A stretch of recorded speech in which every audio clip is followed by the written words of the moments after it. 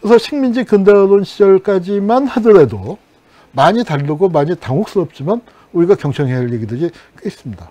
여기 자본주의 맹아론이라는 걸 비판하는데, 자본주의 맹아론이 내가 역사 공부 시작할 때 우리 사회를 휩쓸고 있었던 이론이에요.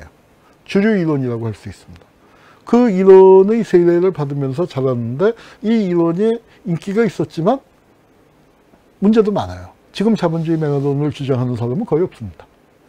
근데 이 맹아론을 이해하려면 식민사관부터 이해해야 돼. 식민사관 중에서도 이거 뭐 다 중요하지만 그 중에서도 정체성론이라는 게 있어요. 뭐냐면 조선은 아까 5단계에서 얘기했지만 조선은 고대 노예제 사회에 머물러 있어. 봉건제도가 없다 이거예요. 이건 약간의 설명이 필요한데, 엄밀한 의미의 봉건제도는, 경제사적 의미에서의 봉건제도는 중세 유럽하고 일본밖에 없어요. 중국에서는 춘추 전국시대가 봉건제도예요. 봉건 제후가 있었을 때. 그리고 진나라가 통일하고 난 다음에 한나라 이후에는 쭉 군현제도예요. 우리도 군현제도예요. 그러니까 중앙집권적 관료국가가 만들어진 거예요. 그리고 그 중앙집권적 관료국가는 유학으로 문신이 통치합니다. 봉건제도라는 건 시스템 자체가 전쟁을 해서 그야말로 나와바리 아니에요. 나와바리를 확보하는. 그리고 유럽에는 교황이 있고 일본에는 천황이 있고. 근데 교황이나 천황은 세속의 권력은 없잖아요. 그런 시스템이에요. 그런데 한국이나 중국은 그거 아니잖아요. 제도가 다른 겁니다. 제도가 다른 거예요. 그걸 하나의 틀 속에다 놓고 봉건제도는 선진이고 이거 봉건제도가 아닌 건 노예제야, 이렇게 얘기하는 거, 그게 잘못된 거죠. 그런데 그게 힘을 발휘하던 시절이에요. 그러면서 조선은 정체되어 있었어. 언제부터? 통일신라나 조선이나 거기가 거기야. 1000년 동안 발전이 없었어. 이게 일본인들 논리예요. 그런데 일본이 들어와서 조선을 흔들어 깨워서 이제 같이 발전시키자, 같이 가자, 이제 이러고 있는 거야. 그러니까 이런 거죠. 이 정체사관이 많이 아파요. 조선 사람들에게. 이 얘기를 하자면 이건 또 우리 사학사를 다 얘기해야 하기 때문에 정말 아팠다. 그리고 정말 역사 전공하는 사람들은 이거와의 투쟁을 하는 겁니다. 오죽하면 지금까지 식민사관을 극복하자고 하는 얘기가 지금까지 나오겠습니까? 그래서 하여튼 조선의 지배를 정당화, 일본의 조선 지배를 정당화하는 논리예요. 그걸 맞서 싸운 분들이, 이거 한 분 한 분 얘기하자면 이거 진짜 한 분이 1시간짜리 강의인데, 단재 신채호 선생, 박은식 선생, 정인보 선생, 김계원 선생, 이런 분들이 바로 우리가 흔히 얘기하는 민족주의 사학자들. 민족주의 사학자들이 있죠. 거기에 대해서 조선 찬란하다, 아름답다라고 얘기한 거. 근데 지금 민족주의를 얘기하는 사람은 없지만. 그리고 또 이제 신민족주의를 얘기하는 안재홍, 손진태 같은 분들이 있는데, 사실 민족주의 사학하고 크게 다르지 않습니다. 민족주의 사학이 있었던 반면에 다른 쪽에서는 뭐가 있었냐면은 사회경제사학이라는 게 있었죠. 백남훈 선생 같은 분들. 이 사회경제사학은 그 세계사의 발전 법칙, 막시즘의 공식을 갖고 조선사를 설명하는데, 일본에서는 진보적인 막시스트들조차도 조선 정체론을 얘기했으니까. 조선은 봉건제다 없잖아. 이거 고대 노예제에 가깝잖아. 그리고 실제로 노예도 많은데 이제 이렇게 얘기하고 있는데, 박남훈은 그거 아니다. 그래서 조선도 봉건제가 있었다. 형태만 다를 뿐이다. 이제 봉건제를 입증하려고. 그러니까 5단계설을 그대로 갖다가 적용하려고. 그러니까 이거는 뭐냐면 근대란 무엇인가를 우리가 묻는 질문을 할 때 서구형 근대만을 표준으로 놓고 전 세계를 다 거기다가 끼워 맞추려는 시각. 지금은 그렇게 비판을 하죠. 다른 발전의 길도 가능하다는 걸 우리가 발전을 했으니까 그 컴플렉스 못 가는데, 그 전에 우리가 조선이 발전하기 전에는 60년대 70년대 우리가 아직도 그 후진국 단계에 머물러 있었을 때는 그런 얘기를 쉽게 못할 때입니다. 발전 경로를 하나라고 생각할 때예요. 아니야, 우리도 봉건이 있었어. 또는 그러면서 이제 나온 게 뭐냐면은 자본주의 맹아론이라는 게 나오는데, 맹아라는 게 뭡니까? 싹이 아닙니까? 싹. 대표적인 분이 김용섭 선생이에요. 이것도 우리 학술사를 얘기할 때 한참 얘기했는데 벌써 시간이 많이 갔네요. 그런데 자, 이분이 서울대 국사학과 교수였는데 연세대학으로 갔습니다. 우리나라 이 학벌 시스템이 대학 서열화라는 게 있잖아요. 연고대 교수를 하다가 서울대 교수로 오는 적은 있어도 서울대 교수하다가 연세대 고대로 가는 예의는 거의 없죠. 아주 드뭅니다. 예, 뭐 그 얘기하면 또 길어져. 드물어요. 그런데 이분이 서울대 있다가 연대로 가셨어요. 뭐 그게 서울대 식민사학자들한테 밀려서 갔다라고 얘기하는데 저는 식민사학자라고 보지는 않습니다. 제가 서울대 국사학과 나왔고 거기서 비판의 표적이 되는 분들한테 직접 배웠으니까 뭐 제가 식민사학을 설마 옹호하겠습니까? 우파 민족주의자들이죠. 그리고 저는 그 김철준 선생님이나 뭐 한우근 선생님 뭐 같이 직접 배웠었던 선생님들인데 그런 선생님들이 식민사학의 잔재가 많이 남아있다고 얘기하면 저는 거기에 대해서는 우리 선생님이지만 변명할 생각이 없습니다. 실제로 많이 남아있어요. 그런데 그들을 식민사학자다. 그렇게 하면 그거는 잘못된 겁니다. 과도한 겁니다. 그분들은 민족주의인데 민족주의라는 것 자체가 식민사학을 제대로 극복하기가 힘들어요. 왜냐하면 차원이 같으니까. 같은 차원이니까. 여기서 열등하다 하는 게 아니라 우리는 우월하다 하는 거니까. 그거 자본주의 맹아론이라는 그 핵심은 뭐냐면은 이거예요. 우리가 자본주의 맹아가 발전할 수가 있었는데, 우리도 싹이 있었는데, 이 싹이 자라지 못했어. 우리에게 가능성이 있었어. 그런데 일본 놈들이 와서 짓밟는 바람에 못하는 거야. 그 다음에 이식자본주의가 된 거야. 이제 이렇게 설명을 하는 거예요. 우리에게 가능성이 있었다. 가능성이 있었다는 것도 얼마나 중요합니까? 그런데 저는 솔직히 자본주의 맹아론이 조금 그렇게 이렇게 이제 뭐 그걸 뭐 저도 경제사를 전공하지 않았고 뭐 또 어렸 시절이니까 뭐 논리적으로 반박하거나 뭐 그러지는 못했지만 조금 좀 갸우뚱한 부분이 있었어요. 어떤 느낌이었냐면 죽은 자식 불알 만지기식.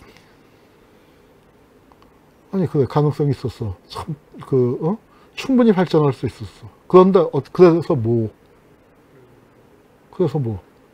그게 발전을 못했는데 우리가 일본한테 제국주의한테 침략을 당했고 우리가 갖고 있었던 그 싹은 짓밟혀 버렸는데 그 싹이 실제로 있었던 건지 없었던 건지도 불분명하고 싹이라기보다는 씨앗에 가깝지 않았나.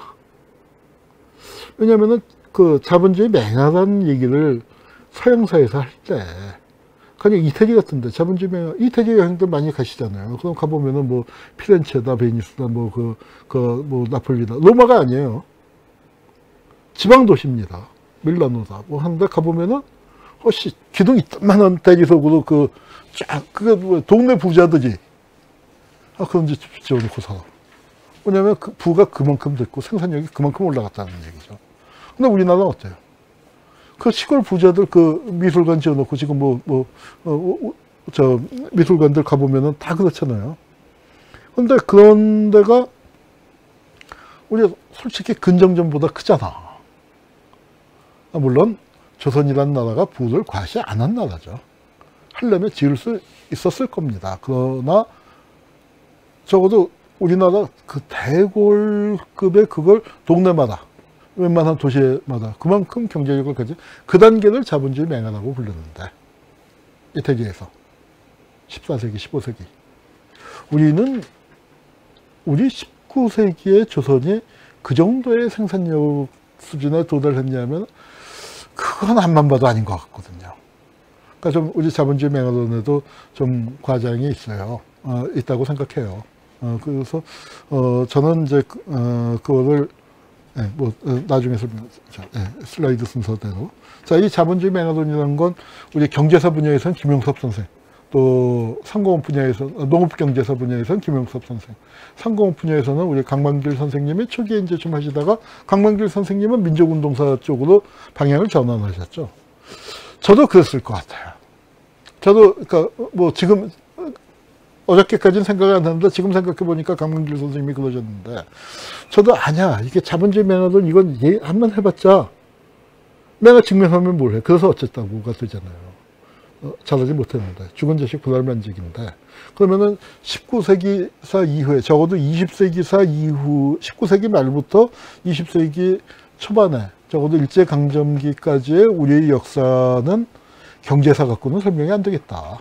그 역사의 흐름은 민족해방운동사, 독립운동사를 갖고 설명해야 하는 것 아니냐. 운동사도 설명해야 하는 게 아니냐.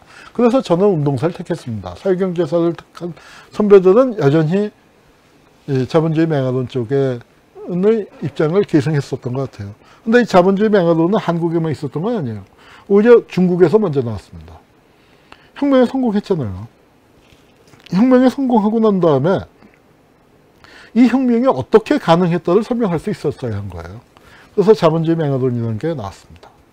그 다음에 북한에도 있었어요. 북한에서도 역시 마찬가지로 조선상업사, 조선수공업, 중세수공업사 뭐 이런 책들이 나왔는데 여기 갑자기 가수 홍민 씨가 나왔죠. 홍민 씨 아시나요? 이제 나이 든 분들은 아실 텐데 고별, 석별 같은 제가 노래방 잘 안 가지만 가면은 꼭 부르는 노래 18번까지는 아니지만 애창곡입니다. 근데 나중에 깜짝 놀랐어요.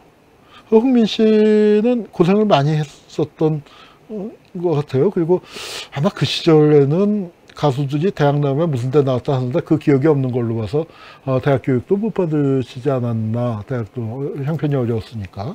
하여튼 그런데 나중에 어디서 인터뷰를 보니까 그 북한에서 유명한 사학자 홍혜육, 우리가 대학원에서 밑줄 쳐가면서 홍혜육 책 몰라 그 아주 희미하게 복사한 거 쳐가면서 읽었거든요. 그 자본주의 맹아론의 그 원조격으로 상공업 분야에서 북한 그 홍혜육 선생의 아드님이에요. 아드님에서 이제 깜짝 놀랐는데 자본주의 맹아론이라는 게 원래 중국과 북한에서 발전한 것을 1960년대 후반, 70년대 초반에 한국에서 수입을 해서, 그러니까 수입을 했다고 할까, 뭐 자극을 받았죠. 학문적인 자극을 받아서 그거를 김영섭 선생을 중심으로 몇몇 분이 쫙 밀고 나갔고, 김영섭 선생이라는 분은 그러니까 또 안병직 선생하고 달라서 이분은 진짜 공부만 하신 분이에요. 진짜로 칼럼 하나 안 쓰고, 흔히 잡문이라고 그러죠, 우리 세계에서. 저는 잡문만 쓴 편인데 칼럼 하나 안 쓰고 그냥 정말 공부만 열심히 하신 분이고, 아주 단단하게 학교에서도 그 제자들 또 많았고 존경 많이 받는 그 선생님입니다. 지금도 생존해 계시죠. 예, 그런데 이제 하여튼 그런데 뭐 이런 논쟁이 일본에서도 있었어요. 일본 자본주의 논쟁사. 뭐 제가 책을 뒤지다 보니까 이게 2권짜리 일본 자본주의 논쟁사라고, 우리 저 대학원 때 이거 복사해 갖고 열심히 이제 뭐 논쟁도 하고, 뭐 여기 보면은 일본 자본주의 논쟁 뭐 이런 책들도 되게 많았어요. 책들도 있었고, 이건 뭐죠? 자본주의 논쟁 비판. 그래서 이게 이제 진보적 지식인들이 이 논쟁을 벌리는데 뭐냐면은, 혁명을 하려면 우리가 뒤집으려고 하는 세상이 어떻게 생겨먹었는지, 이 사회에서는 자본주의가 어떻게 작동하고 있고, 그러니까 가령 자기 사회, 일본 사회면 일본 사회, 중국 사회면 중국 사회, 조선 사회면 조선 사회에 자본가는 어떻게 배치되어 있는가, 계급은 어떻게 편제되어 있는가, 여기서 세력 배치는 어떻게 해야 할 것인가. 그러니까 이건 뭐 한 사회를 그냥 분석하는 거죠. 그러니까 사회를 놓고 머릿속으로 혁명을 이제 하루에도 수십 번씩 하는 거예요. 이런 분위기가 80년대, 그러니까 1930년대 한국 사회는 조금 논쟁이 있긴 했지만 그렇게까지 치열하게 가지 못했어요. 왜냐하면은 실천운동하고 지식인들이 괴리가 되고, 그 다음에 실천운동이 많이 깨지고, 항일무장투쟁 상권은 이건 투사들이었지 지식인은 아니었고, 김일성 집단들. 그리고 이제 중앙에 있었던 지식인들은 머리로 운동하다가 운동길이 막히거나 아니면은 전향하거나 이제 이러면서 논쟁이 그렇게까지 활발하지 못했습니다. 해방 후에 조금 불붙습니다. 불붙지만 상황이 워낙 급박하게 돌아다니다 보니까 논쟁이 제대로 못했어요. 그 논쟁이 뒤늦게 불붙은 게 80년대 대한민국입니다. 바로 그 유명한 사회구성체 논쟁이란 거예요. 창작과 비평에서 이게 그 57호에서 85년도인가요? 박현채 선생님하고 사진 안 났습니다. 이래근 선생님이라고 안병직 선생님과 함께 낙성대 연구소를 만들고 공동 연구 많이 하셨던 분인데 그 두 분의 논쟁이라는 형태로 해서 이제 논쟁이 나왔습니다. 그래서 거기서 이제 시작이 되고 그게 이제 쫙 번져 나가서 우리 이게 박현채 선생님하고 조희연 교육감, 조희연 교육감님하고 이제 그 편집을 해서 이게 1, 2만 화면이 나왔지만 4권이 나왔어요. 그리고 이제 여기에 들어가지 않은 논문들도 많아요. 주로 그 당시에는 팜플렛이라는 형태로. 그러니까 운동 진영 내에서 타자 쳐갖고 그거 이제 돌리고, 뭐 정식 논문으로 나오는 경우도 있었지만, 팜플렛이 훨씬 더 많았죠. 그건 지하 팜플렛들도 많이 모아갖고 이제 이렇게 책을 낸 거고, 그런 거 분석했고, 했습니다. 여러분, 이게 지금까지 이어져요. 이때 나온 NLPD 논쟁이 민주노동당 갈라진 게 NLPD 그 싸움입니다. 아직도 해소가 완벽하게 안 됐어요. 그때 논쟁을 벌였었던 맹장들이 지금도 맹활약 중입니다. 그때 논쟁의 구도가요. 위로는 박현채 안병직이에요. 그 밑에 단계가 김근태 장기표였고, 그리고 이제 학생운동권이 그 밑으로 이제 줄줄이 편제가 쫙 돼서 어디까지 가느냐. 저희 학번을 지나서 제가 7, 8학번입니다. 어디까지 갔냐면 거기 그 논쟁에 적극 참여, 한참 벌어질 때 적극 참여했던 그 논쟁의 당사자로 참여했던 막내가 8학번들이에요. 요새 근데 8학번이 또 열심히 불려나오고 있잖아요. 조국 선수 때문에. 제가 조국 선생한테 직접 듣지는 않았지만 모르긴 몰라도 조국 선생도 그때 산호맹 그쪽 계열에 그쪽에서 이제 워낙 뭐 어렸을 때부터 두각을 나타냈으니까 그 논쟁을 했었던 사람 중에 하나일 거예요. 그때 논쟁 멤버들이 또 누구냐면은 논객들, 제 논객들이 진중권, 그 다음에 원희룡, 그리고 제일 정말 순식간에 그 논쟁의 판도를 바꿔버린 이진경 선생이 누구냐면은 그 수유너머 있죠? 지금 거기 좌장하고 있는 이진경 선생이에요. 이번에 보시지 않았어요? 진중권 선수는 좀 가만히 있었죠. 아마도 그 동양대학에 있기 때문에 지금 문제가 된 그렇기 때문에 아마 좀 또 입장도 난처한 부분도 있고 그 얘기하기에 곤란한 부분들이 있죠. 이제 그런 부분도 있을 텐데 원희룡이 한마디 했어요. 친구야, 그만 내게 마. 했더니 이준경이 이제 바로 받아친 게 친구야, 그렇게 말지 마라. 그런데 그 세대들이 살군 성체 논쟁의 마지막 세대고 세상을 바꾸려고 진짜로 노력을 했었던. 그러다가 우리가 바꾸기 전에, 한국 사회를 바꾸기 전에 세상이 먼저 바뀌어버렸죠. 냉전 구도가 무너져버렸잖아요. 사회주의가 무너져버렸잖아요. 이게 이때 이 논쟁에 치열하게 참여했었던 그 세대들에게는 어마어마한 충격입니다. 노회찬이 이제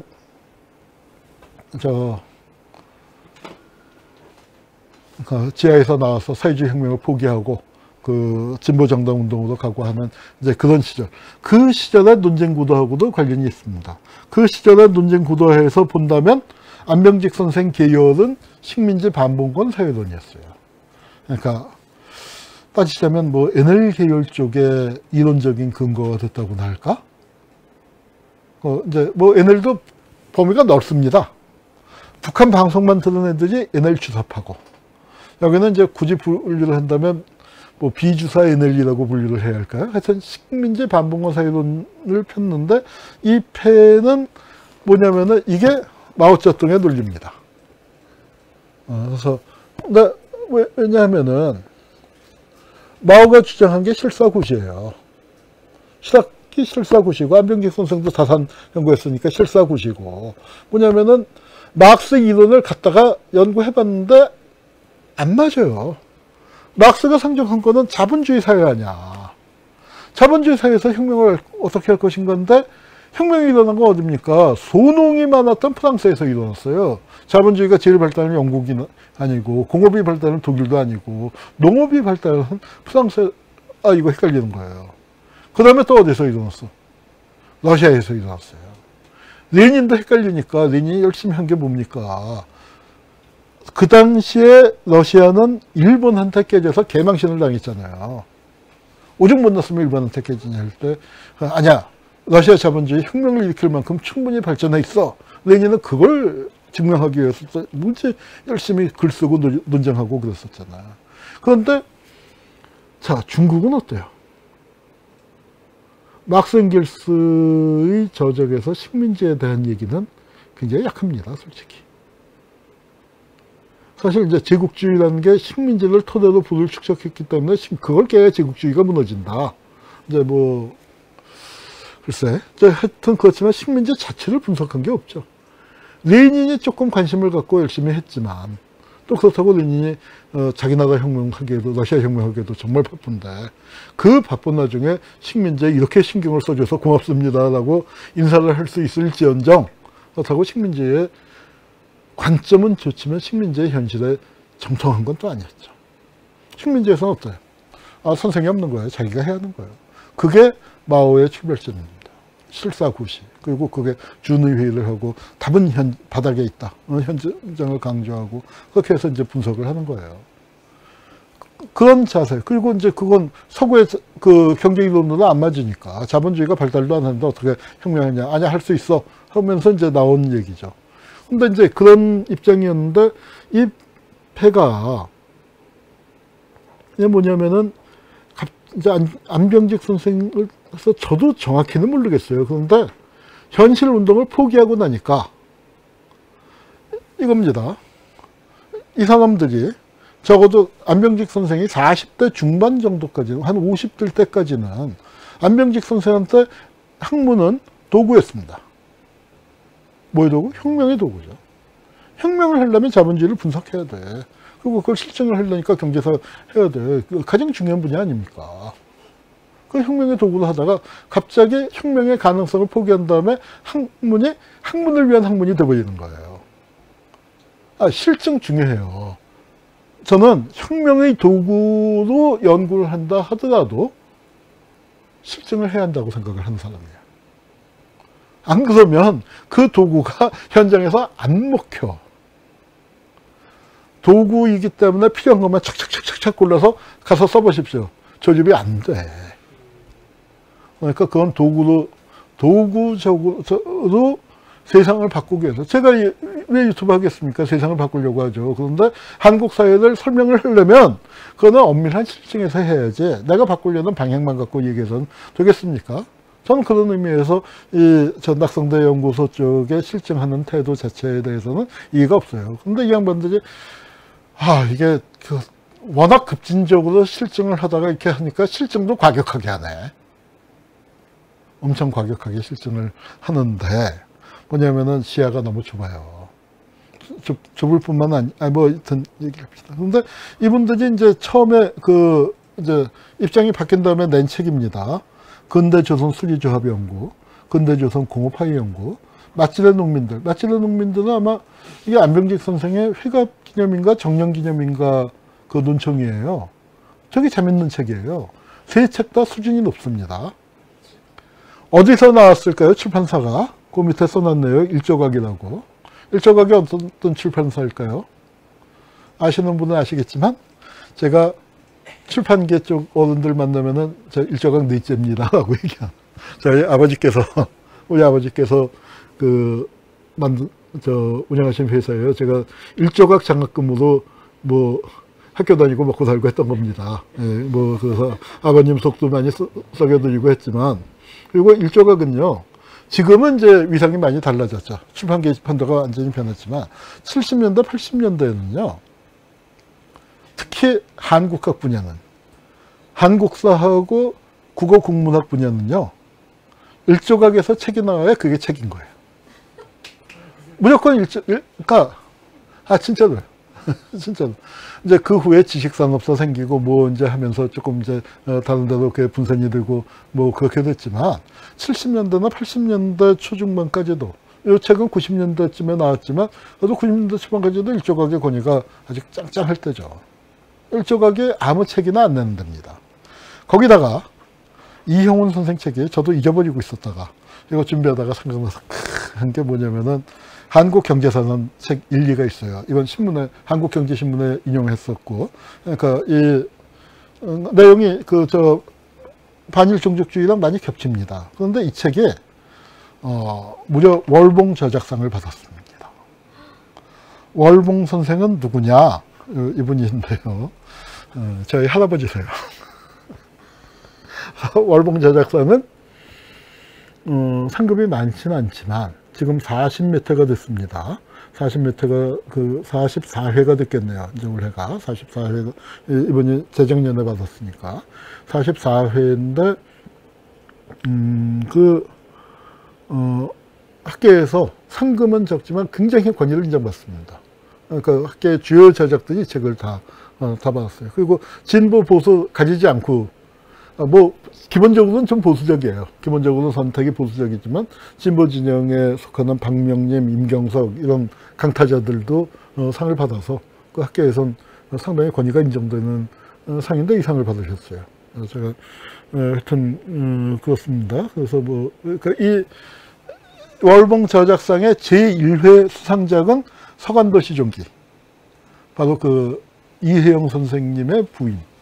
이 책이 처음 이제 민족운동가 안의 숲이라고 처음 나왔을 때 아버지께서 이제 상을 만드시면서 그래도 1회 수상에 아무도 시비를 못 걸 책을 줘야 한다 고민 끝에 아버지께서 이제 돈을 대셨지만 아버지가 심사를 하신 건 아니지만 그 심사위원들한테 또 다행히 의기투합을 해갖고 할머니가 내셨는데 이거 굉장한 책이다 하고 이제 그 책을 드렸고 그 책을 다시 냈습니다.